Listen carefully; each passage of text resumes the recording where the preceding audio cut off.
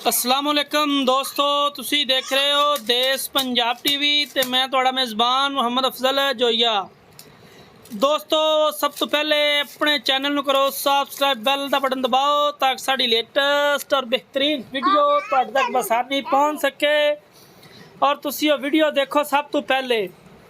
दोस्तों, डेली की निस्बत अज एक दूजन झोटी की वीडियो लैके आए हैं। माशाअल्लाह दूसरा सूआ इस झोटी ने सूवना है। 15 तो 20 दिन सूवन दे विच लैंदी है, उस तो बाद झोटी सूवेगी। माशाअल्लाह एक नीली दा ब्रांड है। माशाअल्लाह इहो जिहे अनमोल हीरे रोज़ रोज़ नहीं लभदे। 3.5 लाख रुपया इस झोटी की डिमांड है। इहदे च लाड ते प्यार इंशाअल्लाह जिन्ना हो सकिया असीं करवावांगे।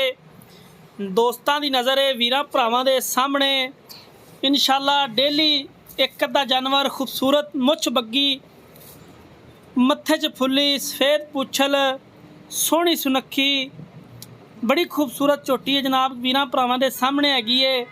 असीं अपने वीरां दे शौक पूरे करीदे ने, अपने वीरां दे शौक पूरे माशाअल्लाह करीदे ने। देश पंजाब चैनल जिहड़ा अपने वीरां दे शौक पूरे करदा है। 3.5 लाख रुपया इस झोटी की डिमांड है। इहदी मुहब्बत ते प्यार हो जाएगा। जिस वीर नूं, जिस भरा नूं झोटी चाहिदी होवे उह साडे नाल राबता कर सकदा है।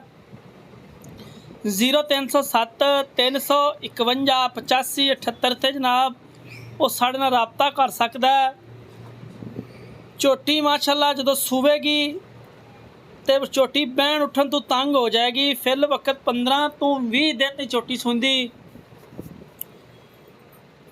राबता नंबर 0307 351 85 78। ये जनाब साडा WhatsApp नंबर है, यही साडा ईमो नंबर है।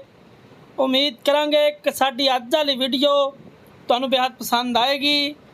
वीडियो पसंद आए लाइक तो शेयर लाजमी करना है। 20 लीटर का रिकॉर्ड है।